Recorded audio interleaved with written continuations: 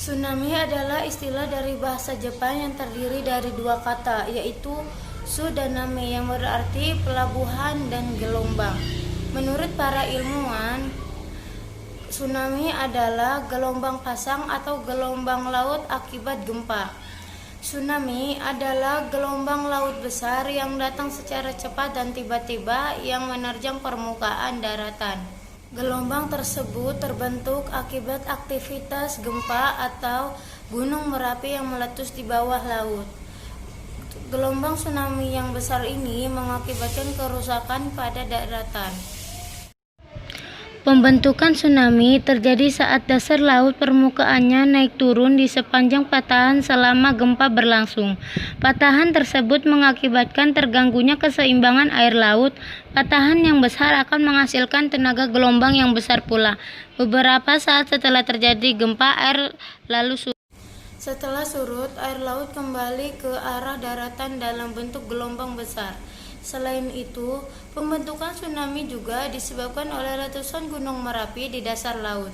Letusan tersebut menyebabkan tingginya pergerakan air laut atau perairan di sekitarnya. Semakin besar tsunami, maka semakin besar pula banjir atau kerusakan yang terjadi saat menghantam pantai.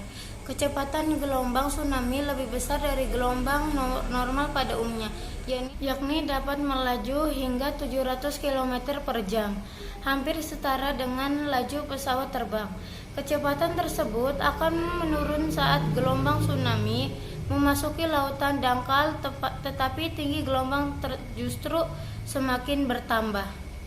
Tinggi gelombang tsunami umumnya 50-100 meter dan menyebar ke segala arah.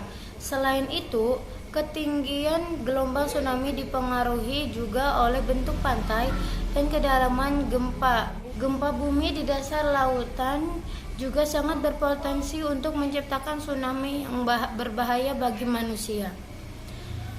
Memang telah menjadi salah satu bencana yang menyebabkan kerusakan besar bagi manusia. Kerusakan terbesar terjadi saat tsunami tersebut menghantam pemukiman penduduk sehingga menyeret apa saja yang dilaluinya. Oleh sebab itu, kita harus selalu waspada dan mempersiapkan diri menghadapi bencana ini. Namun, kita juga tidak perlu terlalu khawatir karena tidak semua tsunami membentuk gelombang besar. Selain itu, tidak semua letusan Gunung Merapi atau gempa yang terjadi diikuti dengan tsunami. Penindasan atau bullying merupakan suatu aksi kesewenang-wenangan antara pihak yang lebih kuat kepada pihak yang lemah. Tersebut dapat berbentuk kekerasan, ancaman, ataupun paksaan yang bersifat memaksa serta mengintimidasi. Budaya penindasan bisa tumbuh di mana saja serta dapat memunculkan ketidakseimbangan kekuasaan sosial ataupun raga. Sikap penindasan ataupun bully telah timbul di umur sekolah.